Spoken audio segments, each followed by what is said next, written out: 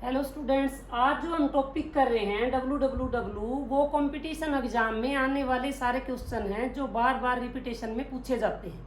Okay, तो पहले हमने पढ़ा था www होती क्या है, world wide web. World wide web क्या थी? बहुत सारी वेबसाइट्स के कलेक्शन को बोलते हैं वर्ल्ड वाइड वेब। ठीक है। और वेबसाइट क्या होता है? Website is a collection of web pages.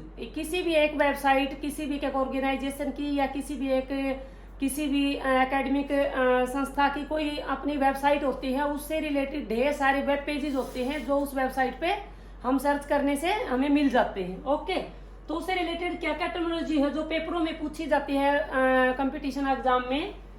Web server क्या होता है, वेब ब्राउजर क्या होता है, वेबसाइट क्या होती है, हाइपरलिंक्स क्या होता है, हाइपर टेक्स्ट ट्रांसफर प्रोटोकॉल क्या होता है, एचटीएमएल क्या होती है। इस तरह की ये फुल फॉर्म्स भी पूछी जाती हैं और इनको डिफाइन करने के लिए भी क्वेश्चन को घुमा फिरा के पूछ लिया जाता है। जैसे सबसे पहले आप देखो http://www.kuk.ac.in, इसमें ये जितनी भी चीजें पूछ रखी है इनमें से कोई भी क्वेश्चन बन के आ सकता है। ये http क्या है? Hyper text transfer protocol. इसका मतलब क्या है? जब कोई भी स्टूडेंट या कोई भी बंदा कोई चीज सर्च करना चाहता है तो क्या करता है, जब हमारे HTML में जो वेब पेजेस बने हुए हैं उसको हम किसी वेबसाइट पे सर्च करते हैं तो कौन सा प्रोटोकॉल यूज होगा? प्रोटोकॉल का मीन्स होता है रूल्स, सेट ऑफ रूल्स, कि कौन से रूल्स के अकॉर्डिंग हम वेब पेज हमें सर्च करके मिल सकते हैं। तो ये एक प्रोटोकॉल है हाइपर टेक्स्ट ट्रांसफर प्रोटोकॉल जो 1990 में शुरू हुआ है। और ये क्या है, जब कोई भी वेब ब्राउजर के थ्रू, पहले भी बताया था, वेब ब्राउजर एक सॉफ्टवेयर होता है जिसके थ्रू हम वेबसाइट पे जितने भी पेजेस हैं या कोई भी मटेरियल है हम उसको सर्च करेंगे तो किसी एक वेब ब्राउजर की जरूरत पड़ेगी। वेब ब्राउजर पे हम कुछ भी लिख के हम रिक्वेस्ट भेजता है यूजर, किसके पास? सर्वर के पास। कि सर्वर वो सर्विस प्रोवाइड करेगा क्योंकि सर्वर के पास बहुत सारी वेबसाइट्स और उससे रिलेटेड वेब पेजेस होते हैं जिसमें से वो सर्च करके आपको यूजर को सेंड करता है। तो ये एक प्रोटोकॉल हमारा HTTP। जब आप कुछ भी वेबसाइट या कुछ भी खोलते हो तो आप सबसे आगे मिलता है आपको HTTPS। इसका मतलब है हाइपर टेक्स्ट ट्रांसफर प्रोटोकॉल। भी ये एक ऐसा सेट ऑफ रूल्स है जिसके अकॉर्डिंग कुछ भी चीजें सर्च करने से हमें मिल जाएंगी। और फिर क्या है, www वर्ल्ड वाइड वेब में किसी पर्टिकुलर फिर हम एक वेबसाइट का नाम देंगे कि उस वेबसाइट से ये पेज मिल सकता है। ठीक है, तो अब देखो इस जो हमारा ये लिंक दे रखा है इसमें क्या है, ये एक प्रोटोकॉल है, ये वर्ल्ड वाइड वेब है जिसमें ढेर सारी वेबसाइट्स का कलेक्शन है। उसमें हमने एक पर्टिकुलर एक ही वेबसाइट का नाम डाला है KUK। KUK का मतलब क्या है? कुरुक्षेत्र यूनिवर्सिटी कुरुक्षेत्र। AC का मतलब है एकेडमिक रिकॉर्ड्स जिसमें बनते हैं। इसका मतलब पढ़ाई लिखाई से रिलेटेड कोई भी डॉक्यूमेंट्स या कोई चीजें हमें सर्च करनी है, रिजल्ट करना है या डेट शीट करनी है या आपको किसी भी प्रैक्टिकल एग्जाम की डेट देखनी है। इसका मतलब क्या है कि कुरुक्षेत्र यूनिवर्सिटी की एक वेबसाइट है जो क्या है, वर्ल्ड वाइड वेब में हमें उसके पेज मिल जाएंगे। और इनका मतलब क्या है, ये क्या है, इंडिया में सिचुएटेड है। अब उसके बाद देखो FTP क्या होता है? File transfer protocol. File transfer protocol का मतलब क्या होता है, यूजर वेबसाइट के ऊपर कुछ भी चीजें, कोई भी पेज डाउनलोड कर सकता है और कोई चीज अपलोड भी कर सकता है अपनी। जैसे अब की सभी बच्चों को पता है कि जैसे कोई चीज हम अपनी बनाते हैं, वीडियो बनाई या ना हमने अपनी PDF बनाई, कुछ भी हमने मटेरियल लिखा उसको हमें अपलोड करना, तो एक प्रोटोकॉल होता है FTP, फाइल ट्रांसफर प्रोटोकॉल। इसके थ्रू क्या होती है, डाउनलोडिंग और अपलोडिंग। डाउनलोडिंग का मतलब क्या है, सर्वर पे जाके हम सर्वर से यदि कोई पेज हम डाउनलोड कर रहे हैं, हम अपने कंप्यूटर पे वहां से पेज सर्च किया और उसको हमने डाउनलोड किया, अपने कंप्यूटर पे डाल लिया, वो तो है डाउनलोडिंग।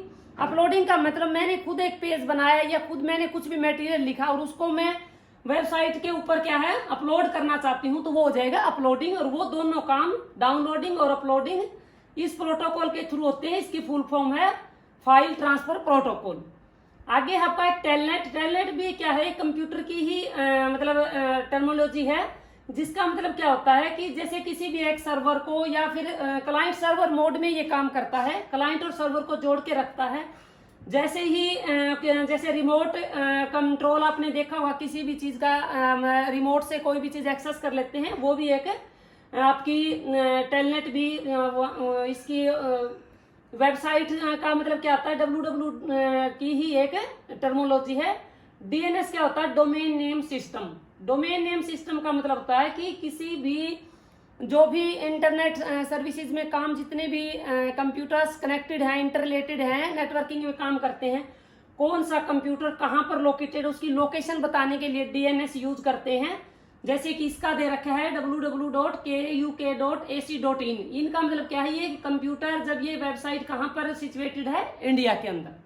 ओके, आईपी होता है, आईपी एड्रेस भी होता है, और आईपी इंटरनेट प्रोटोकॉल होता है। जो भी डाटा को हम सेंड और रिसीव करते हैं, वहां आईपी एड्रेस का मतलब क्या है कि भी जैसे कोई पेज डाउनलोड किया तो उसके ये क्या करता है, ये एड्रेस को बताता है कि ये जो हमारा जो हमें भेजना, एक यूजर दूसरे के पास 2 कंप्यूटर्स या 4 कंप्यूटर कनेक्टेड है, डाटा शेयर कर रहे हैं, तो ये क्या करता है, उस डाटा को उसकी डेस्टिनेशन तक पहुंचाने का काम करता है। ये भी एक प्रोटोकॉल है, इंटरनेट प्रोटोकॉल। ठीक है, एक है यूआरएल। यूआरएल का मतलब होता है यूनिफॉर्म रिसोर्स लोकेटर।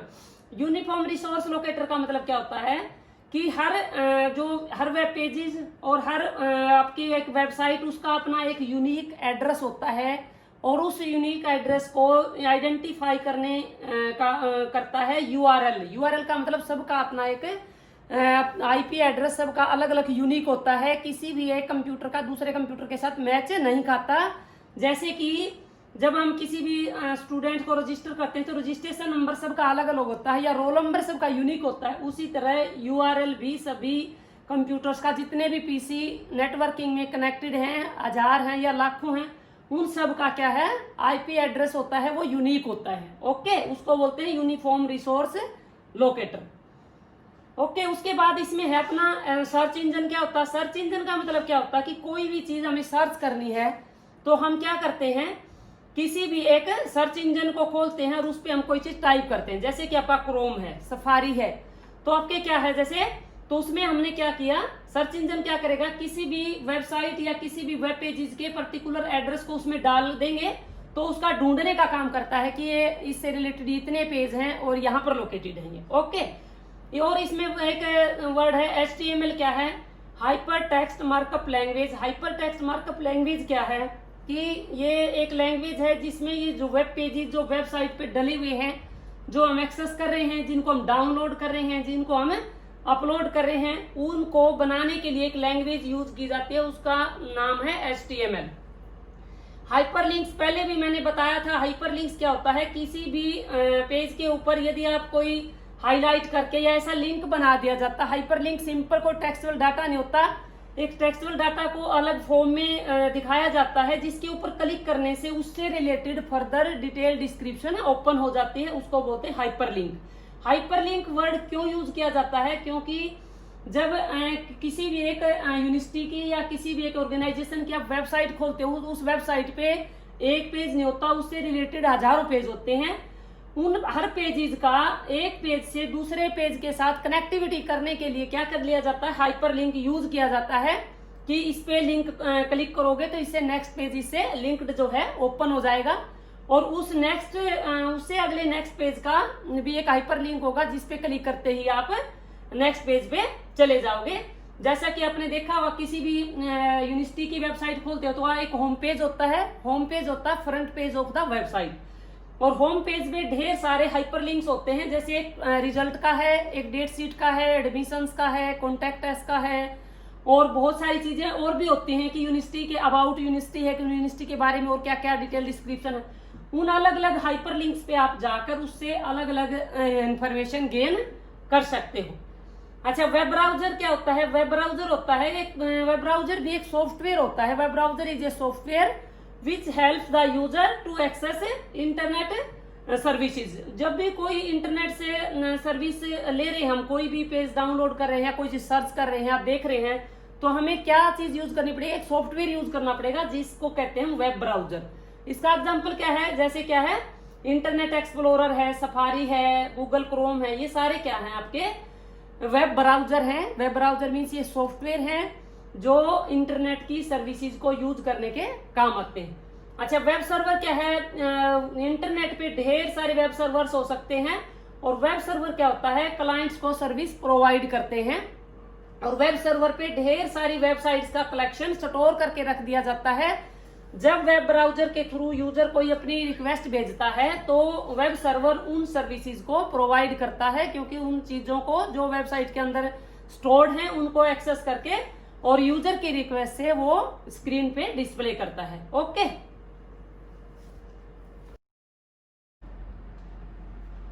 अब आगे देखो क्या बताया था, टीसीपी आईपी प्रोटोकॉल क्या है, दोनों आपस में मिलजुल के एक साथ काम करते हैं।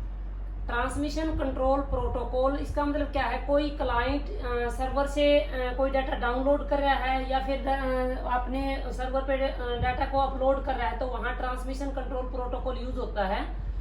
तो क्या है, क्लाइंट जैसे कोई चीज डाउनलोड करना चाहता है तो अपने सर्वर के पास रिक्वेस्ट भेजता है और वो उसको परमिशन देता है, तो ट्रांसमिशन कंट्रोल प्रोटोकॉल के थ्रू क्या है, डाटा वो डाउनलोड कर लेता है। इंटरनेट प्रोटोकॉल का मतलब क्या है, आईपी एड्रेस, जैसे कोई भी क्लाइंट किसी दूसरे कंप्यूटर पे डाटा सेंड करना चाहता है तो उसमें क्या है, आईपी एड्रेस उस डेस्टिनेशन कंप्यूटर का एड्रेस को लेके आता है कि ये डाटा भेजना कहाँ है। और टीसीपी आईपी जो प्रोटोकॉल है वो डाटा के छोटे छोटे पैकेट बना देता है, जैसे 1 2 3 जितने भी पैकेट डाटा को पैकेट्स में डिवाइड कर देता है और उन पैकेट को सेंड करता है। यदि और जब ये दूसरे कंप्यूटर के पास पहुंचते हैं तो उन सबको असेंबल करके फिर वो डाटा यूजर फॉर्म में हो जाता है कि यूजर उसको खोल के देख सकता है। पीओपी एक आगे एक अपना प्रोटोकॉल है POP, post office protocol. Post office protocol का मतलब क्या होता है, जैसे कि हम ऑनलाइन ही बैठे, हमने सर्वर से अपनी मेल आई हुई है, जैसे हम ऑनलाइन अपनी मेल आईडी को हम मतलब ओपन करते हैं पासवर्ड यूजर नेम डाल के, तो पोस्ट ऑफिस प्रोटोकॉल का मतलब क्या है कि आपकी जो मेल आई हुई थी, आपका जो डाटा हुआ था वो कहाँ पर सर्वर पे आपका स्टोर किया हुआ था और उसको हम अब एक्सेस कर रहे हैं अपनी मेल आईडी को अब ऑन करके।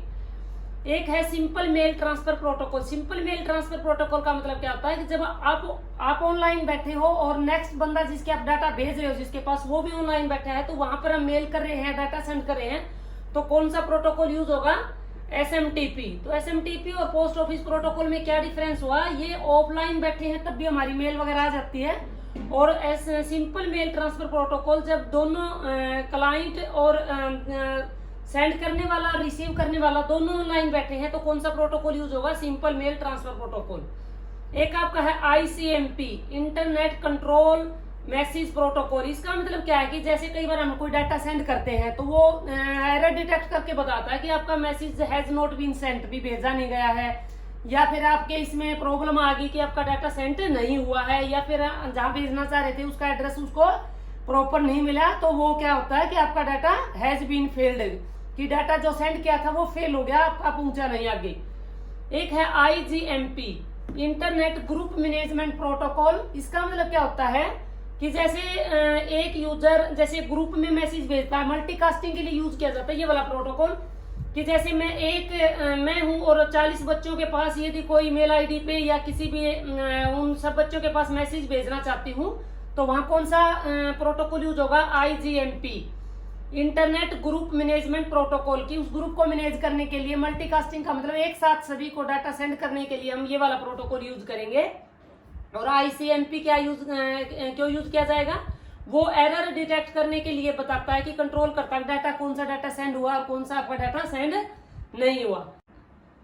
एटीएम क्या होता है, एटीएम होता है ऑटोमेटेड टेलर मशीन, जो ऑटोमेटिकली क्या करता है कि एक इलेक्ट्रॉनिक डिवाइस है।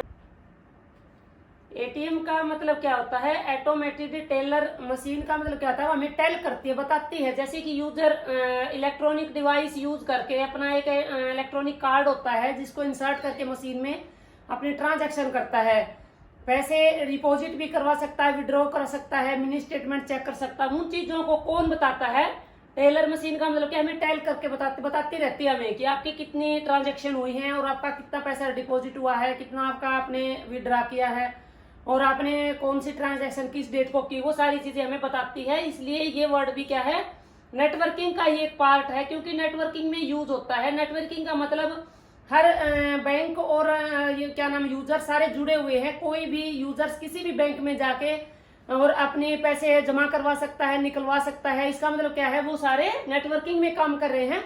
और वहां हमें एक क्या है, ऑटोमेटेड टेलर मशीन यूज करके हम अपनी सारी चीजें हम चेक कर सकते हैं। ओके, और ये सारे जो क्वेश्चन हैं, सारे प्रोटोकॉल हैं, ये नेटवर्किंग में यूज होते हैं। और इस टाइप के जो हमारे स्मॉल क्वेश्चंस होते हैं या मल्टीपल चॉइस क्वेश्चन मिलते हैं, वो सारे की सारे कंपटीशन एग्जाम में आते हैं, जैसे कि दिल्ली पुलिस है, स्टेट है, सीटेट है।